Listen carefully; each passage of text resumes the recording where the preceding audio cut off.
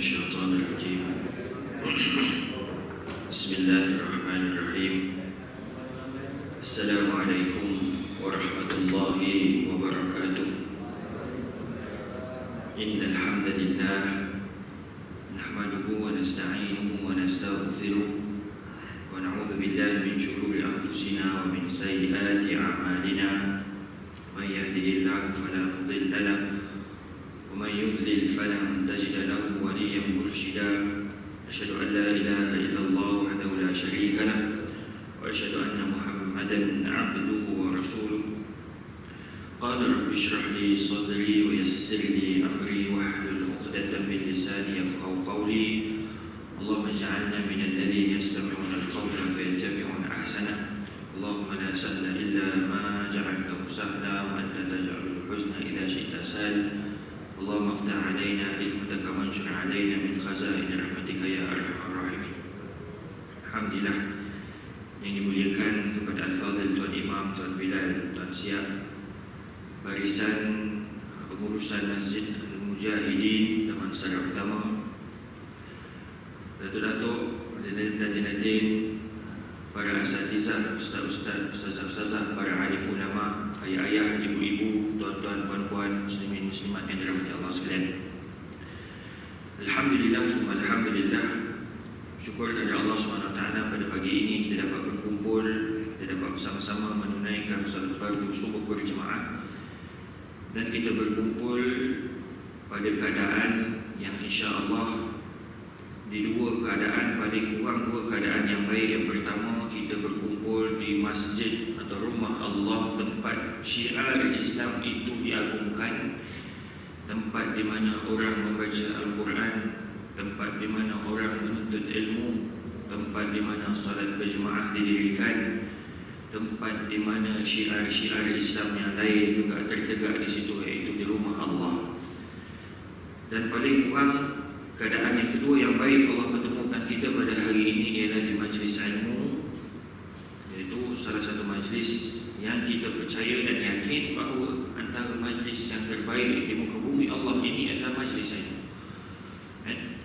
Jadi berkat daripada dua keadaan ini, kita mohon kepada Allah Subhanahu Wa Taala, moga-moga Allah beri kekuatan kepada kita untuk kita terus dan terus beribadah, mendekatkan diri kepada Allah SWT sampai ke akhir hayat kita. Amin. Kita berdoa juga kepada Allah SWT supaya Allah berikan kita ilmu-ilmu yang bermanfaat dan Allah mudahkan kita untuk mengamalkan setiap ilmu yang dah kita ada dan kita belajar. Amin. Dan kita berdoa kepada Allah SWT, moga-moga Allah lindung diri kita, keluarga kita, masyarakat sekeliling kita, negeri kita dan negara kita daripada segala fitnah. Dengan fitnah perpecahan, dengan fitnah akhir zaman, dengan fitnah media sosial, dengan fitnah macam-macam fitnah lagi akhir zaman ni, tuan-tuan. Kita mohon Allah lindungi diri kita, keluarga kita, masyarakat kita, negeri kita dan negara kita daripada semua perkara itu. Dan kita berdoa akhir sekali kepada Allah SWT. Kita berdoa kepada Allah SWT, moga-moga Allah masukkan kita ke Jannatul Firdaus. Amin. InsyaAllah. Jadi tuan-tuan, puan-puan dan rahmati Allah sekalian, dalam pertemuan kita yang sebelum ini, pertama sekali saya cakap terima kasih kepada barisan masjid, barisan pimpinan masjid kerana sudi menjemput saya sekali lagi untuk kita bincang seperti mana dalam pertemuan yang lepas, tuan-tuan, kita berbicara tentang 10 asas penyucian hati. Bukunya percuma, tuan-tuan, tapi saya tak bawa lah. Saya lupa nak bawa. Sebab lupa hari ni ada, bukan lupa, maksudnya tak bersedia untuk bawa sebab buku ni ada di pejabat, diedarkan secara percuma di pejabat. Jadi nak bawa balik itu masih lupa saja dan akhirnya sampai ke hari ni tak bawa. Tapi insyaAllah satu masa nanti saya akan bawa dan saya akan kongsikan. Tapi apa-apa pun, kalau tuan-tuan nak cari, buku ni ada di dalam website secara percuma, ya? Dalam website Jabatan Mufti Negeri Islam. Di bahagian penerbitan itu tuan-tuan boleh download percuma. Boleh tak nak download, boleh tengok saja di handphone kita. Sekarang ni gadget canggih, boleh tengok. Baik-baik, tuan. Pada pertemuan yang lepas, kita dah bercerita tentang bagaimana Imam Ghazali mengklasifikasikan, dia telah mengklasterkan daripada sekalian banyak sifat-sifat mazmumah. Akhirnya Imam Ghazali mengumpul, memudah dan meringkaskan daripada sekalian banyak sifat-sifat mazmumah, sifat-sifat yang tercela, sifat-sifat yang terkeji, sifat-sifat yang terhina itu dihimpunkan akhirnya hanya kepada 10 saja. 10 sifat mazmumah saja, sikit saja. Daripada yang banyak-banyak itu, Imam Ghazali buat kajian dia sendiri, dia buat penyelidikan dia sendiri, dia berdasarkan kepada hadis-hadis Nabi, kepada ayat Quran. Akhirnya Imam Ghazali lah ulama pertama yang menyimpulkan bahawa sifat mazmumah itu terkumpul pada 10 sifat. Jadi pada 10 sifat inilah yang kita ambil pada mukadimah yang lepas, bahawa di situ Allah janjikan kejayaan bagi orang yang membersihkan diri dia. Kita recap balik yang awal ni, kita recap balik sebelum kita masuk sambung kepada yang kita dah ambil pada pertemuan yang lepas. Jadi Allah sebagaimana Imam Ghazali sebut, dia kata sebagaimana orang yang nak sembahyang, kita nak sembahyang, kita kena menyucikan diri kita daripada najis dan hadas. Bagaimana kita nak sembahyang kalau diri kita ada najis, dan bagaimana kita nak sucikan diri kita kalau kita tak kenal najis tu apa. Begitu juga dengan hati kita. Kita nak bertemu dengan Allah Subhanahu Wa Taala dalam keadaan qalbun salim, hati yang suci, hati yang bersih, hati yang sempurna. Tapi bagaimana kita nak menyempurnakan penyucian itu seandainya kita tak tahu mana satu sifat-sifat yang tercela yang perlu kita sucikan daripada dalam diri kita. Akhirnya Imam Ghazali datang bawa Ihya Ulumuddin yang dikritik oleh ramai ulama tentang penggunaan hadis di dalam itu. Namun tuan-tuan, kita perlu faham bahawa ilmu tasawuf ini adalah sebahagian daripada ilmu fardu ain yang wajib ke atas setiap mukallaf. Tasawuf ni bukan zikir saja tuan-tuan. Zikir itu cabang, tetapi yang lebih penting daripada itu adalah apa yang kita tahu dalam ilmu tasawuf. Pembahagian ilmu yang fardu ada berapa tuan-tuan? Pembahagian ilmu fardu ada 2. Ilmu yang fardu maksud dia wajib. Wajib maksud dia ain, fardu ain atas setiap mukallaf. Pembahagian ilmu yang wajib itu ada 2, fardu ain dan fardu kifayah. Ada 2 lah. Ini kita kata ilmu yang wajib dituntut, ilmu yang wajib dipelajari. Bawah dia tu ada 2 kaki, fardu ain, fardu kifayah. Dalam fardu ain dia ada 3, tauhid, fiqh dan juga tasawuf. Kita pergi balik atas, ilmu yang wajib dituntut oleh setiap Islam 2, fardu ain, fardu kifayah. Fardu ain turun pula 3, tauhid, fiqh, tasawuf. Dan pada tauhid itu rukun iman lah.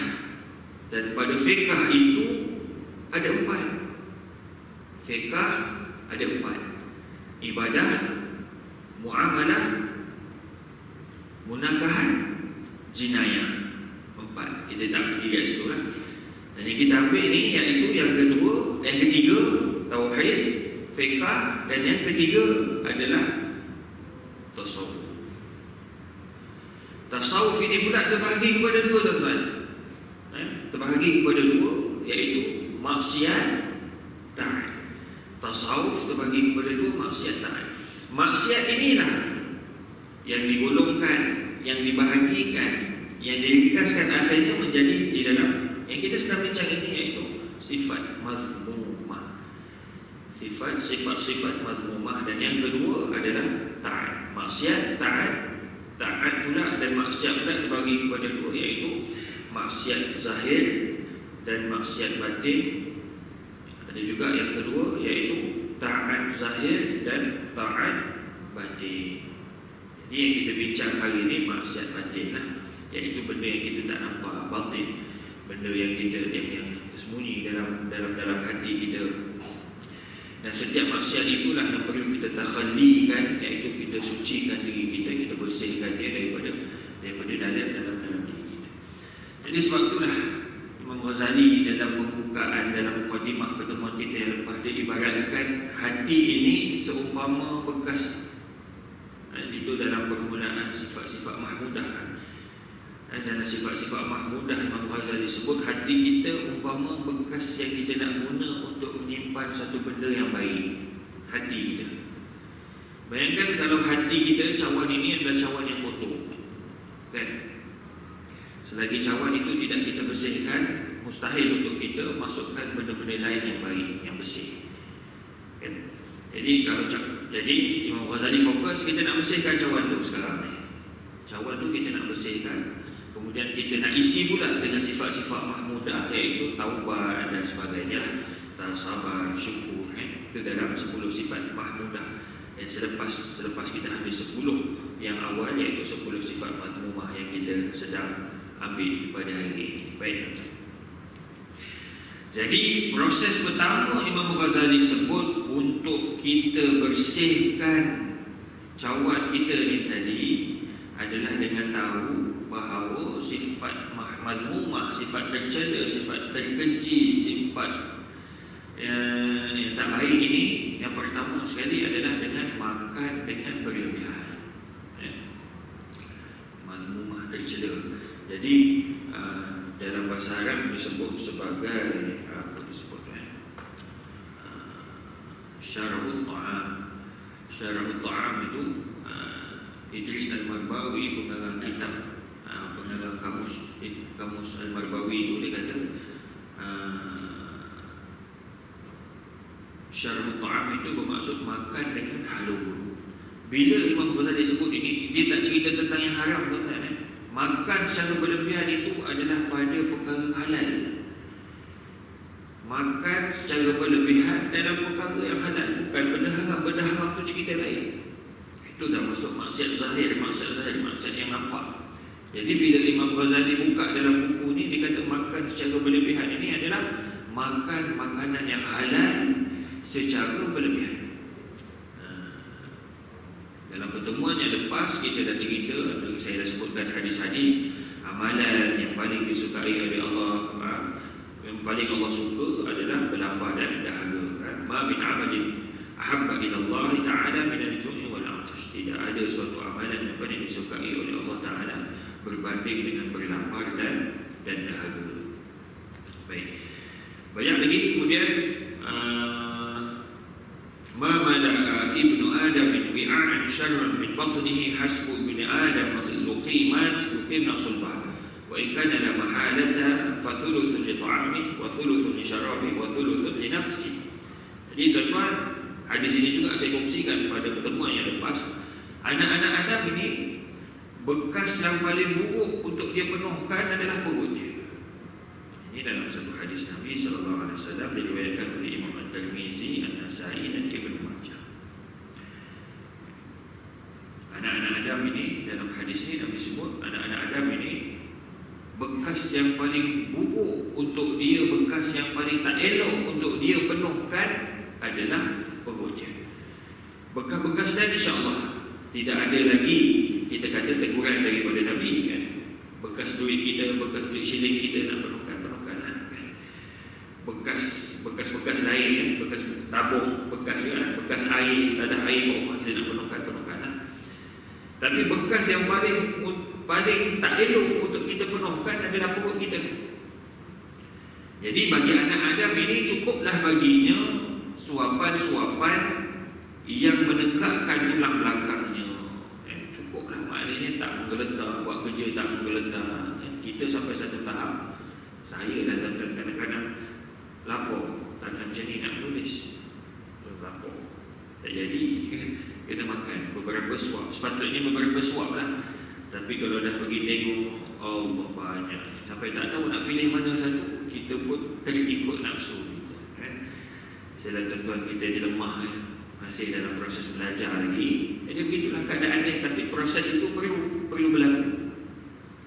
Cukuplah baginya beberapa suapan lukaimat. Lukaimat ni suapan kecil. Orang Arab kalau kita tengok dia makan nasi pakai tangan, kita rasa janggal sangat. Tuan-tuan mungkin ada pengalaman kan, tengok orang Arab makan nasi pakai tangan. Sebab tu dia orang lebih elok pakai sudu. Lebih cantik dia orang tu pakai sudu makan. Kalau pakai tangan kita tengok Allah, kita terganggu. Mungkin dia lapar sangat, sudu pun kecil sangat kan, nak pakai sudu lambat dia pun lapar sangat tadi. Dia makan macam tu kan, dia genggam nasi tu, dia makan macam ni. Pengalaman nak belajar di tanah Arab tu kan, dia tak pandai nak ambil macam kita. Ambil sikit, suap. Kita dah biasa macam tu. Jadi bila kita tengok cara suapan yang lain itu, janggal sungguh. Dia genggam nasi tu, dia masak macam tu. Allah, terkampung janggut Nabi penuh nasi. Kan mengganggu kalau dia depan kita. Allah, paling sinilah, paling sebelah lain. Itulah keadaan dia. Jadi orang Arab ni elok makan pakai sudu. Sebab tu dia bagi sudu siap kan? Kalau kita beli nasi bungkus, sudu tu kita nak terpulang lah. Kita nak ambil, tak nak ambil, tak apa. Jadi kita guna tangan, dengan tangan kita pun nampak masih sopan, masih boleh diterima. Jadi cukuplah bagi anak Adam itu luqimat. Maknanya mungkinlah suapan orang Melayu itu, adat kita itu cukup cantik lah tu. Kecil, cantik, yang menegakkan tulang belakangnya. Wa ikan adalah mahal. Kalau tak mampu, ingat, kalau tak mampu untuk jaga suapan tadi, beberapa suapan saja yang boleh menegakkan tulang belakang. Kalau tak mampu begitu, ingat-ingatlah masa makan tu, thuluthun li ta'ami. Beringatlah nanti ada 1/3 dalam perut kita ni. Kita kena ingat dalam perut kita ni kita bahagi kepada 3 pula portion. 1/3 untuk makanan, 1/3 untuk minuman, dan 1/3 untuk udara, untuk pernafasan. Makanan, minuman, dan 1/3 lagi udara untuk kita bernafas. Kita kalau saya yang kita rasa ketiga portion ini kita ambil full, tinggal suku dia untuk bernafas. Bulan Ramadan bulan Ramadan, awal-awal minggu Ramadan tu kan, tak boleh tahan masuk bazar Ramadan ni kan. Ini antara hadis yang kita dah ambil, banyak hadis yang kita dah ambil pada pertemuan yang lepas kan. Bagaimana syaitan berlari. Highway syaitan dalam badan kita adalah saluran darah kita. Fadaiquha, Nabi sebut fadaiqu majari syaitan. Sempitkan highway syaitan tu, kita sempitkan dia dengan berlapar dan berdahara. Puasalah. Baik, hari ini kita nak ambil rahsia kehebatan berlapar yang disebut oleh Imam Ghazali di dalam kitabnya 10 Asas Penyucian Hati, sebahagian daripada kitab 40 Asas dalam Agama. Dia 40, tapi Imam Ghazali potong, kita terjemahkan, potonglah 10. Jadi boleh dapat 4 tahun kan, setahun 10, setahun 10, setahun 10, setahun 10, jadi 40. Dia ada 40 asas dalam agama. Jadi rahsia kehebatan belajar lagi. Rahsia kehebatan berlapar. Tadi lapar tu tuan-tuan. Jadi rahsia kehebatan berlapar, Imam Ghazali sebut ada 7. Sudah tentu kamu ingin mengetahui tentang rahsia kehebatan berlapar dan kaitannya dengan jalan untuk menuju ke akhirat. Justru ketahuilah bahawa berlapar itu mempunyai faedah yang banyak, dan kesemua faedah tersebut dapat disimpulkan kepada 7 perkara. Yang pertama, menyuci hati dan menajamkan mata hati. Hal ini kerana kekenyangan itu mewariskan kebodohan dan membutakan hati. Nabi telah bersabda, man ajara batnahu azumat fikratuhu wa fatina qalbuh. Sesiapa yang melaparkan perutnya, maka tajam mindanya dan bijak hatinya. Diriwayatkan oleh Imam Ad-Dailami dalam Musnad Al-Firdaus dengan sanad yang dhaif. Sesiapa yang melaparkan perutnya, maka tajam mindanya dan bijak hatinya. Jadi tuan-tuan, daripada tapi kita biasa. Maka jelaslah bahawa kunci kepada kebahagiaan ialah makrifah, iaitu mengenal Allah. Dan ia tidak akan tercapai melainkan dengan sucinya hati. Oleh yang demikian, berlambar itu dapat mengetuk pintu syurga. Jadi kita tahulah tuan-tuan. Jadi dengan baca buku ni, saya pun dapatlah jawapan kepada apa masalah kita ni sering lupa ilmu yang kita belajar. Itulah dia, mungkin sebahagiannya itulah. Kalau ikutkan yang boleh melupakan, yang boleh menyebabkan kita lupa kepada ilmu-ilmu kita tu banyak benda. Antaranya makan. Bukan makan yang haram, makan yang halal tetapi secara berlebihan. Jadi Nabi dah ingatkan, barang siapa yang melaparkan perutnya maka tajamin dan bijak hatinya. Okey, baik. Yang kedua, jadi kita dah tahu tadi yang pertama, untuk menyucikan hati dan menajamkan mata hati. Betul kan? Kita kalau belajar dalam keadaan yang kenyang, tak jadi tuan-tuan. Tak jadi. Tuan-tuan datang sini sarapan dulu. Okay, semua sarapan dulu kat rumah kenyang-kenyang. Datang masjid, agak-agak apa jadi? Pagi. Okey, kuliah subuh pagi ni contohlah urusan masjid nak buat pendekatan baru. Okey, kuliah subuh pagi ni kita mula pukul 7. Jadi tuan-tuan semua, kita tak sedia masjid, tak sediakan sarapan. Balik dulu sarapan dulu kat rumah. Pukul 7 semua ada kat masjid untuk kuliah subuh contoh. Masjid tak sediakan makan, bajet kurang contoh. Semua balik nak menuntut ilmu ni, semua balik makan dulu. Pukul 7 ni tak sempat ni, lalat penuh tandas masjid. Pagi dengan nak buang airnya pagi, biasalah pagi. Dan ada dalam kitab lain, tadi sempat agaklah saya dengan audio kita ni, sebelum nak mengajar ni kena juga merujuk kan, kena juga buat homework kan. Jadi disebut juga akhirnya orang yang banyak makan itu kerjanya akan banyak ketandas sebab banyak makan. Jadi datang dalam keadaan kenyang itu sebenarnya tidak elok untuk orang yang nak belajar. Jadi insya-Allah pagi ni kan semua pun baru seteguk air dia bagi tadi, dan perut pun kita kata selesa, sedap. Jadi insya-Allah ilmu yang masuk itu akan melekat dengan baik dalam diri kita, dalam hati dan dalam fikiran kita. Baik tuan-tuan, yang kedua, kelebihan rahsia kehebatan berlapar. Yang kedua adalah melembutkan hati. Berlapar itu boleh melembutkan hati sehingga dapat merasai kelazatan bermunajat serta terkesan dengan zikir dan ibadah. Al-Junaid ini salah seorang imam tasawuf juga lah, imam-imam yang kita kata seajaran dengan Imam Ghazali, yang bercerita tentang penyucian hati, tentang tasawuf. Imam Al-Junaid juga menjadi sebahagian ulama dalam bidang ini.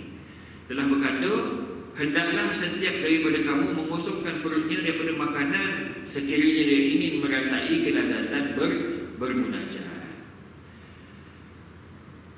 Imam Ghazali jelaskan, maka jelaslah kepada kamu bahawa perihal hati dari segi khasyah. Tuan-tuan kalau belajar bahasa Arab, khasyah. Yang pertama dia panggil khasyah. Yang kedua takut, khauf. Khasyah dengan khauf ni dua-dua makna dia takut. Nanti kita kambing. Lembut, riqah, mengadu, munajat dan akur dengan kehebatan Allah adalah merupakan antara kunci-kunci pintu syurga. Meskipun pintu makrifah itu terletak di atasnya, maka berlapar itu adalah merupakan ketukan kepada pintu tersebut. Jadi Imam Ghazali sebut hati kita ni mesti ada khasyah, gentar, khauf, takut. Tapi sebenarnya bila kita tengok dalam bahasa Arab, dia tak ada beza khasyah dengan takut ni, dia sama makna dia, cuma beza kita kata daripada segi dia punya level, dia punya tahap itu. Jadi kalau kita nak kata tahap paling bawah ini adalah khauf, tahap paling bawah ni dia cukup sekadar khauf.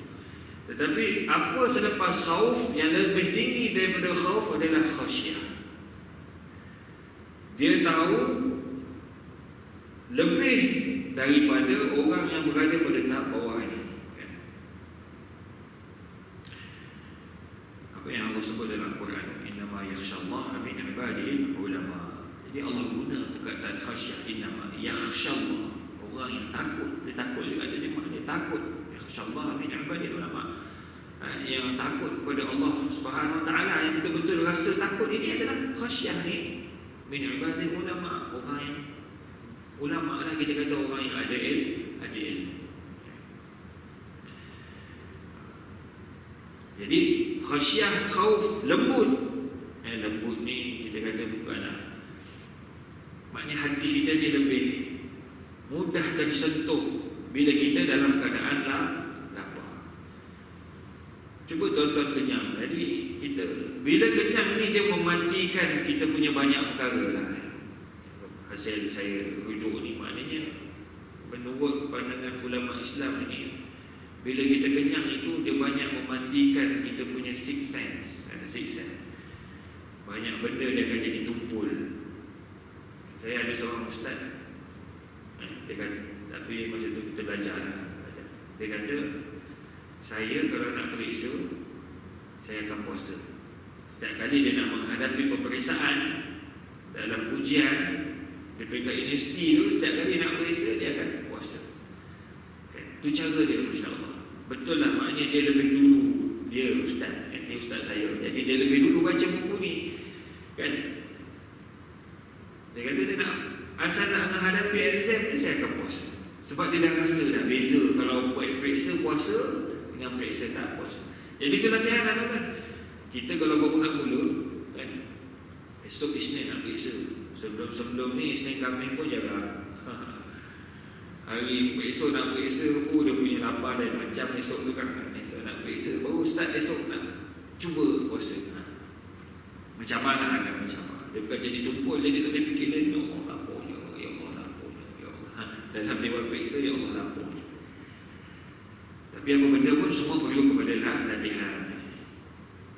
Seterusnya, yang ketiga, merendahkan jiwa dan menghilangkan sifat menolak kebenaran, batal dan melampaui batas.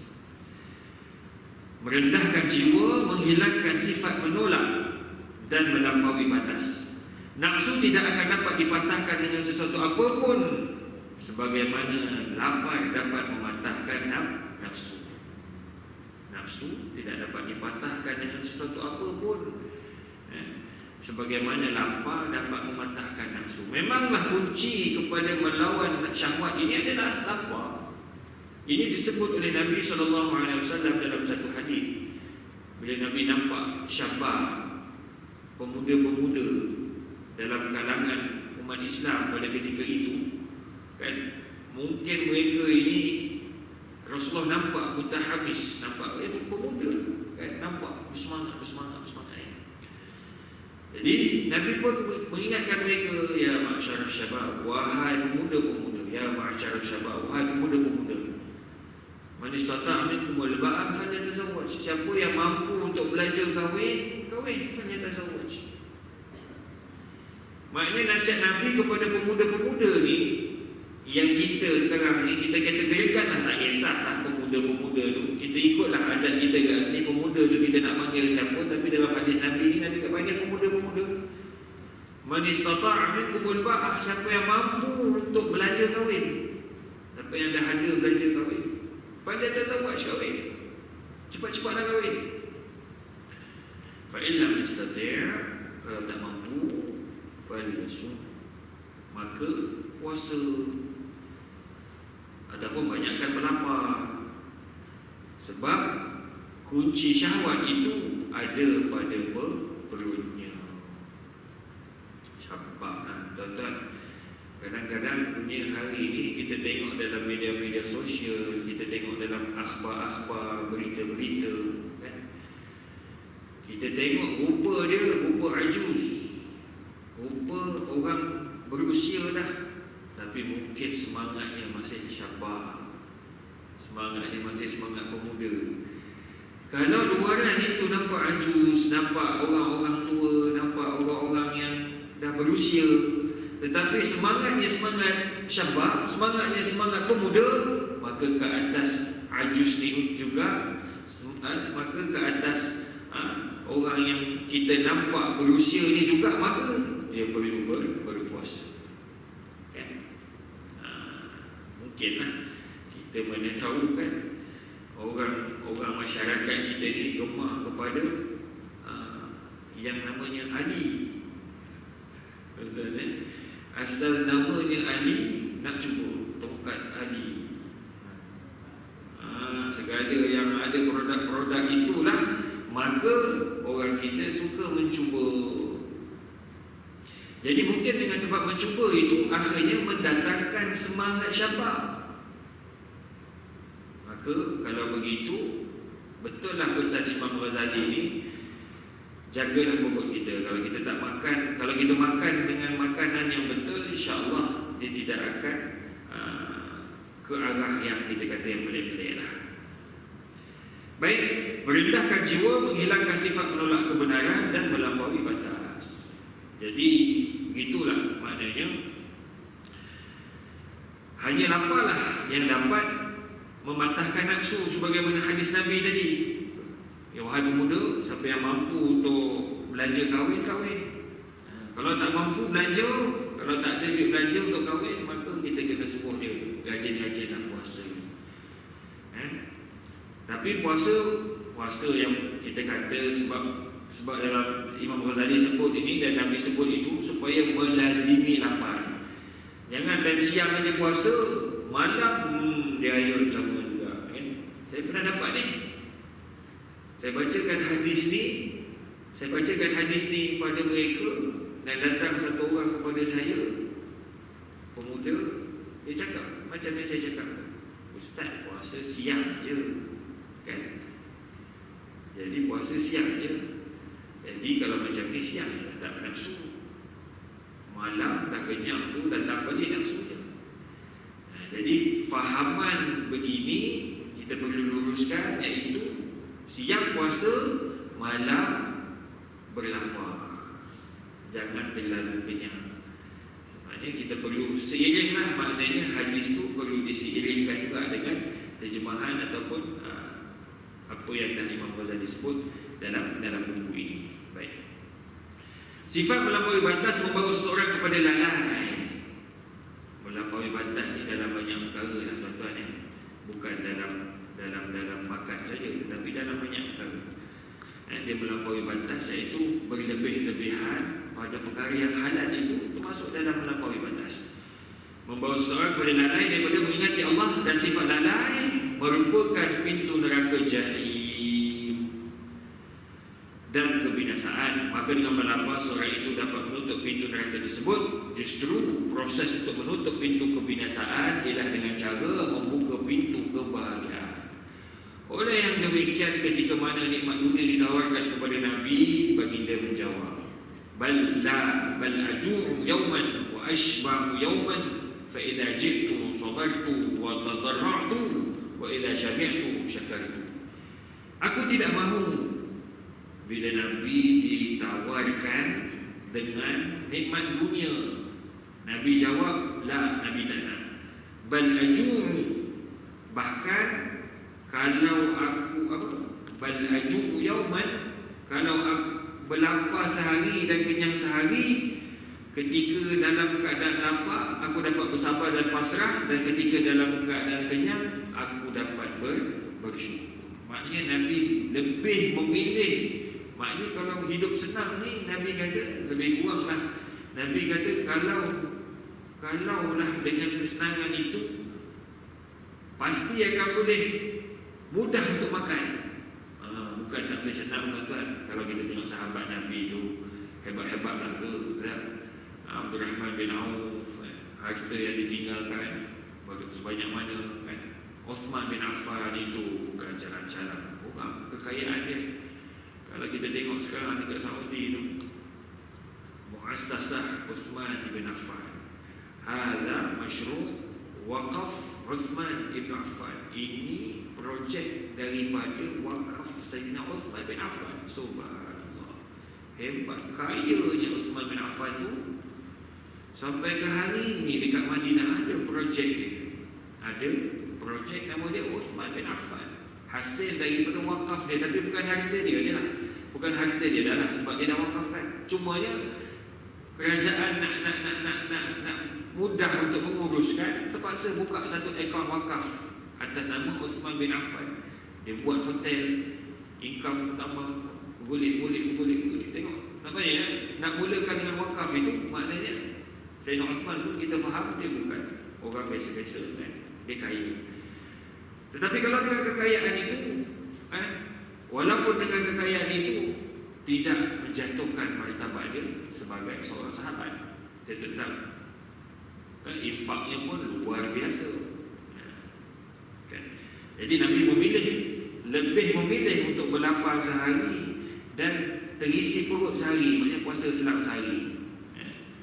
Sebab dengan berlapar itu akan boleh mengajar kita sabar, tadarruk, dan kita boleh merendah diri. Tadarruk, kenyang boleh membawa kepada kita bermegah, kita rasa kita sebab kenyang, tengah kenyang tuan-tuan.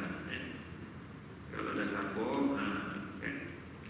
Wa idza syabi'tu syakartu, dan jika aku kenyang, maka aku lebih mudah untuk bersyukur. Baik tuan-tuan, 3 yang kita ambil pagi ini. Minta maaf saya betul-betul sebab saya berhenti. Kita ulang balik sedikit, iaitu rasa kehebatan berlapar. Yang pertama, menyuci hati dan menajamkan mata hati. Kita boleh cubalah. Kita boleh cuba untuk belajar berlapar. Kalau tidak puasa pun, maksudnya kita makan itu tidak berapa kenyang. Nahnu qaumun, siapa kata kalam ni? Kalam memang kalam Sayyidina Umar, tak silap. Dia kata nahnu qaumun la na'kul hatta najuu, wala na'kul hatta yashba. Maknanya lebih kurang macam tu. Sayyidina Umar kata, kami kaum yang tak makan, yang makan hanya ketika lapar.